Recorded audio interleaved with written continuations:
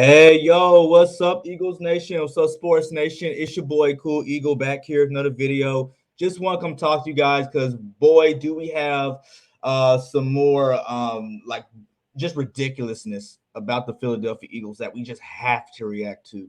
Um, uh, Now, I know a lot of y'all know this particular media pundit. He's liked by some, hated by many, right? So, I'm going to react to what Nick Wright said about the Eagles' chances for a Super Bowl. Because again, I just found them super ridiculous, and I know that y'all will too. So remember, like, subscribe, get this content out, man. Love doing this with you guys, and let's get to it, really, man. I hope everybody's day is going as good as mine.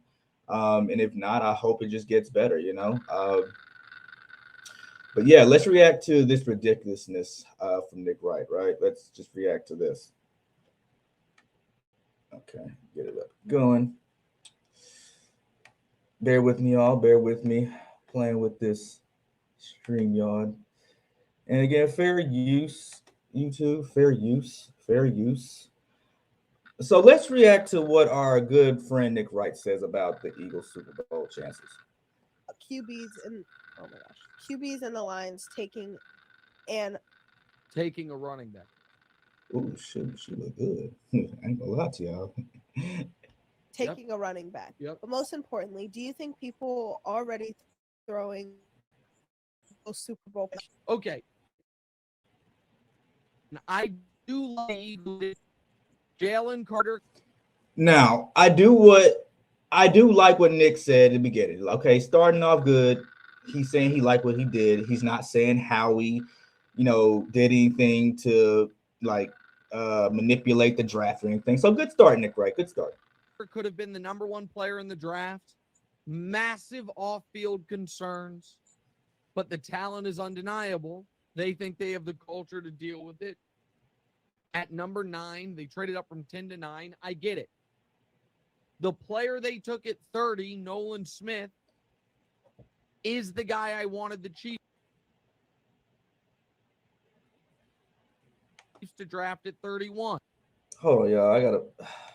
I forget. I gotta do this playback speed normal, so they don't, flag me, anything like that. So fair use again, YouTube. So I'm not going to act like I don't understand why people are loving days after the draft what the Eagles did. It should be noted on Nolan Smith. Now, why they post these obvious questions? Yes, the Eagles are Super Bowl favorites. If you go to the Super Bowl the year before, it kind of makes sense to be the Super Bowl favorite. Not saying we're the dynasty New England Patriots, but damn, just give us some of our respect, right? That despite his insane combine measurables, athletic freak tests that he just aced, he was not wildly productive at Georgia. Last year, he only played 8 games, and sacks can be a misleading number where he only had 3. The guy only had 18 total tackles. So the upside is there. Situational pass rusher. Down to down, I don't know. I wanted him on my team. But the other thing that I think Howie Roseman is really good. So I guess he's just going to disregard everybody else that was getting tackles and sacks other than Jalen Carter. Jalen Carter was not the only dominant force on the Georgia Bulldogs, Nick. Come on. I also think there is some confirmation bias thus far in how we evaluate him, okay? So let's just go through his first-round picks over the last few years. Because he's been great at trading, great at being aggressive, drafting Jalen Hurts in the second round, believing in him. All that stuff is A++. The draft, however, last year, they took Jordan Davis at number 13. The jury is out on him. I think he's good. I think he'll be good. Nobody can act like what they saw from him his rookie season, which was marred at the end by a high ankle sprain, is enough to definitively say, oh, yeah, no doubt that was the right pick. The year before, they took Devontae. Again, I don't know how you can say that, Nick. like, do y'all believe some of the things like these media pundits say? Like, I don't understand where some of the logic comes from.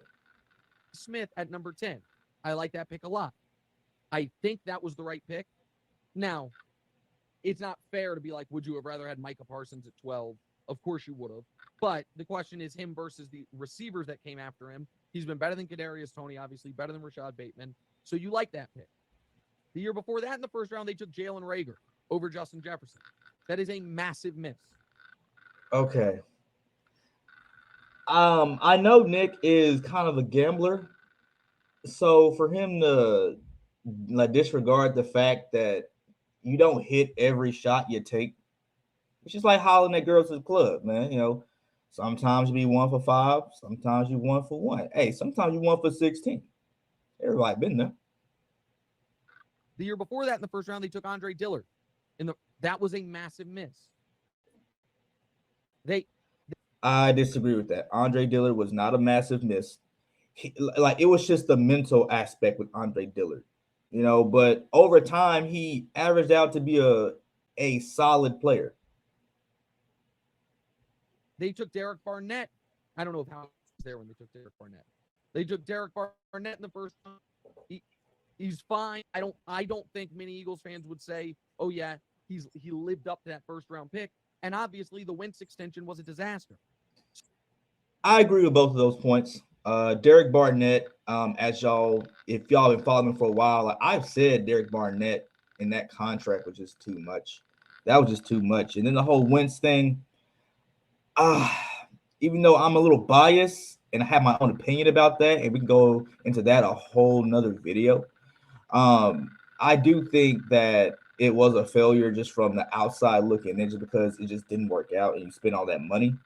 But you did get a conditional first or second round pick for him after you traded him. And even though it's dead money, you still were able to overcome that and win a Super Bowl. So I don't really see it as too much a massive failure, just because at the time that contract was a really good contract. So I don't know. Just my opinion. So I do think there was a little too much of media groupthink, and just drafting all Georgia, I think could have some downside to it. But I like their players.